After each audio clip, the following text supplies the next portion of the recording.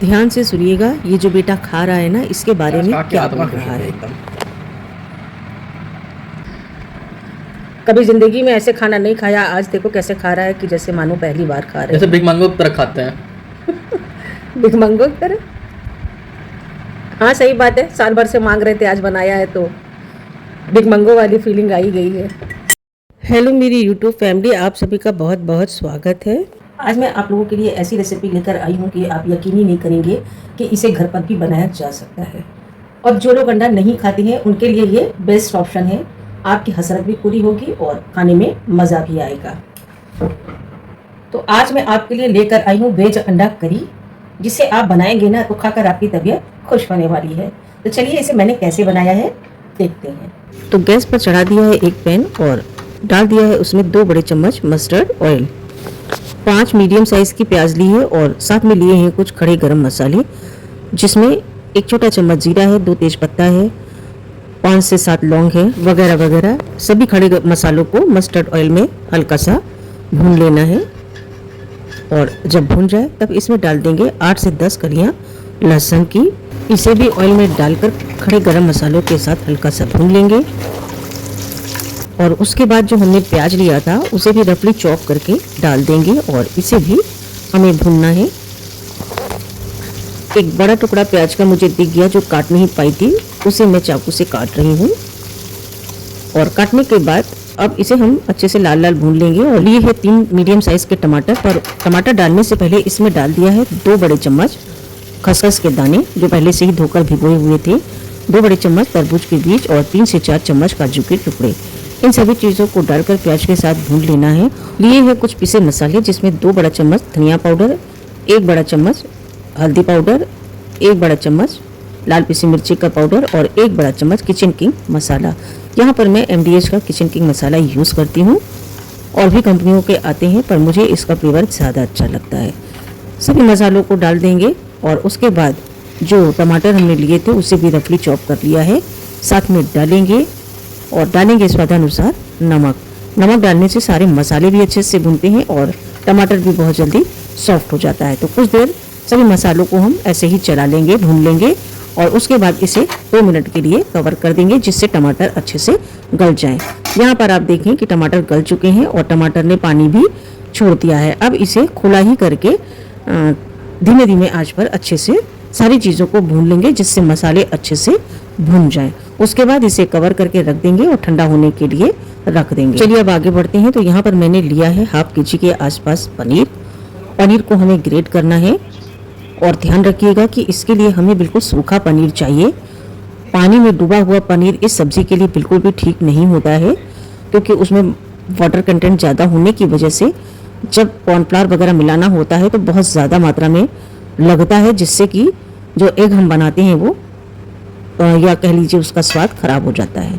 तो इसलिए सूखा ही पनीर लें और अगर गीला मिलता है तो पहले उसको कपड़े में बांधकर किसी भारी चीज़ से दबाकर उसका सारा पानी निकाल दें और उसके बाद इसे ग्रेट किए हुए पनीर को पहले खूब हाथों से अच्छी तरह से मसल लेंगे और उसके बाद इसमें मिलाएंगे कॉर्नफ्लावर या आप अरारोट भी ले सकते हैं। इसकी मात्रा इतनी डालनी होगी कि इसमें अच्छी सी बाइंडिंग आ सके और आप इसे एग का शक्ल दे सकें।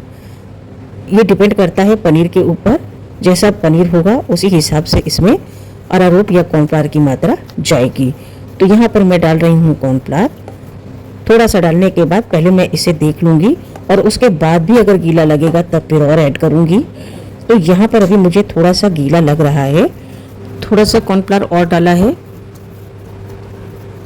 अच्छे से मिलाने के बाद एक बार चेक करेंगे, थोड़ा सा पोर्शन लेंगे और उसे राउंड करके देखेंगे। अगर ये अच्छे से बन रहा है तो इट मीन्स ये बनकर तैयार है। तो मेरा डो बनकर तैयार है और अब इसमें डालेंगे हल्का सा नमक स्वाद के लिए, जिससे इसमें फीकापन ना रहे। अच्छे से मिलाएंगे और अंदाज से ही थोड़े से पोर्शन को अलग कर लेंगे। इसके लिए अंदाज ही आपका अंदाज होगा कि इतने मिश्रण में कितने एग बन जाएंगे और येलो वाले पार्ट को बनाने के लिए हमें कितने मिश्रण की आवश्यकता होगी। तो यहाँ पर मैंने अंदाज से अलग कर लिया है और उसमें डाल दिया है येलो फूड कलर, जिससे एकदम ओरिजिनल कलर आता है, जैसा कि अंडे की पीले वाली जर्दी होती है।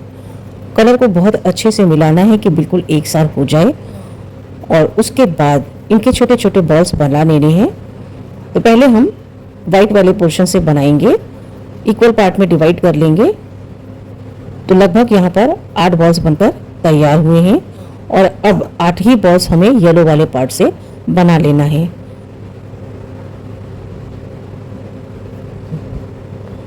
तो कुछ इस तरह से दोनों चीजें बनाने के बाद अब आती है एग बनाने की बारी। तो हाथों को पहले अच्छे से वॉश कर लेंगे, जिससे येलो कलर व्हाइट वाले कलर में ना लगने पाए। तो कुछ इस तरह से पोर्शन को फैलाएंगे और येलो वाले पार्ट को ऊपरी हिस्से में रखकर उसे एग का शेप देंगे। एग थोड़ा ओवल शेप में होता है, लंबा नीचे से, तो बिल्कुल उसी तरह से हमें शेप दे देना है। मेरे हाथ में चोट लगी हुई है, जिसकी वजह से मैं बहुत अच्छे से नहीं कर पा रही हूँ, फिर भी कोशिश पूरी है कि उसे शेप दे पाऊँ। तो कुछ इस तरह से सभी एग मैंने तैयार कर लिए हैं और अब इन्हें बारी आती है फ्राई करने की। तो कढ़ाई में अच्छे से मस्टर्ड ऑयल चढ़ा दिया है और इन्हें 2 बार में फ्राई करूँगी। एकदम से ज़्यादा भरकर फ्राई नहीं करना है। और अगर आप मस्टर्ड ऑयल में नहीं बनाना चाहते हैं तो किसी और ऑयल में भी बना सकते हैं, जो भी आप खाते हो। तो कुछ बिल्कुल लाल लाल इसी तरह से सेक लेना है। दूसरा बैच जब तक सेक कर तैयार होता है तब तक कर लेते हैं आगे की तैयारी। तो जो हमने मसाला तैयार किया था उसे डाल दिया है ग्राइंडर जार में। ये पूरी तरह से ठंडा हो चुका है और अब इसे पीस कर हमें फाइन पेस्ट बना लेना है। तो कुछ इस तरह से पेस्ट बनकर तैयार है। एग फ्राई करने के बाद जो बाकी का तेल था वो मैंने ट्रांसफ़र कर लिया है किसी दूसरे उसमें और थोड़ा सा तेल छोड़ा है और उसमें डाल दिया है 1 चम्मच जीरा, 1/4 चम्मच हींग और उसके बाद डाल दिया है पिसे हुए पेस्ट को। डालने के बाद इसे हमें थोड़ी देर धीमी धीमी आंच पर भूनना है, जिससे इसका फ्लेवर और भी बढ़कर आए, निखर कर आए। भूनने के बाद इसमें डाल देंगे आवश्यकता अनुसार पानी। ग्रेवी आपको जितनी गाढ़ी या पतली खानी हो उस हिसाब से पानी डालें और उसी हिसाब से ही थोड़ा सा नमक और ऐड करें। पानी डालने के बाद इसे कवर करके धीमी धीमी आंच पर अच्छे से बॉईल करना है। तो चलिए कर देंगे इसे कवर और बॉईल होने का इंतज़ार करते हैं। 1 बॉईल इसमें आ चुका है। अब इसमें डाल देंगे थोड़ी सी 1 चम्मच के आसपास कसूरी मेथी। इससे सब्जी का फ्लेवर और भी बढ़िया हो जाता है, बिल्कुल रेस्टोरेंट वाला स्वाद आता है। फिर से कवर कर देंगे और एक अच्छा सा बॉईल आने देंगे। तो यहाँ पर आप देखें ग्रेवी अच्छे से बॉईल हो चुकी है। अब डाल देंगे इसमें जो हमने एग बनाए थे। एग डालने के बाद अच्छे से आपस में चलाएंगे और चलाने के बाद फिर से इसे कवर करके 1 बॉईल आने देंगे। बॉईल आ चुका है और अब इसमें डालेंगे गर्मा गर्म देसी घी में बना हुआ देगी मिर्च का तड़का। और तड़का लगाने से पहले मैं इसमें डाल रही हूँ 2 चम्मच टोमेटो सॉस, क्योंकि जब भी मैं कोई पनीर की सब्ज़ी बनाती हूँ तो उसमें टोमेटो सॉस ज़रूर डालती हूँ, क्योंकि इससे इसका फ्लेवर बहुत अच्छा आता है। कभी आप ट्राई करके देखना। थोड़ी सी चीनी डाल दी है हल्की सी मिठास के लिए और बस रेडी है एग करी। और ये देगी मिर्च का तड़का बना लिया है, ऊपर से लगा दिया है, बढ़िया सा कलर आ गया है। और इतनी क्वांटिटी में बनी सब्जी को 6 से 7 लोग बड़े आराम से एंजॉय कर सकते हैं। सॉस डालने वाला अपना सीक्रेट बता दिया है। बनकर तैयार है बढ़िया सी एग करी। खाइए, खिलाइए, आनंद उठाइए। ये रेसिपी मैंने खास आप लोगों के लिए दोबारा से बनाई है, क्योंकि जब पहली बार इसे खाकर मेरी बेटी की आत्मा तृप्त हुई थी उस समय मेरे हाथ में चोट नहीं लगी थी और उस समय जो मैंने वीडियो बनाई थी वो ख़राब हो गई थी। इस बार आप मेरे हाथों में चोट देख रही हैं तो इसका मतलब मैंने दोबारा से आप लोगों के लिए बनाई है। इसे ट्राई ज़रूर करिएगा। और ये मैंने बेटे के लिए इसी तरह से थाली लगाई थी। ये वाली वीडियो आप पहले ही देख चुके हैं, दोबारा से फिर एक बार दिखा दे रही हूँ। और साथ में बनाई थी दोस्ती रोटी। 2 छोटे छोटे लोई के बीच में तेल लगाकर आपस में बेला जाता है और बाद में इसकी परतों को अलग करके बिल्कुल रुमाली रोटी जैसा स्वाद आता है। ये वाली प्रेजेंटेशन की वीडियो पुरानी है, फिर भी एक बार दोबारा से दिखा रही हूँ। देखकर एंजॉय करें, खाकर मौज करें। वीडियो पसंद आई हो तो लाइक, शेयर, कमेंट करें। मिलती हूँ नेक्स्ट वीडियो में, तब तक के लिए जय श्री राम।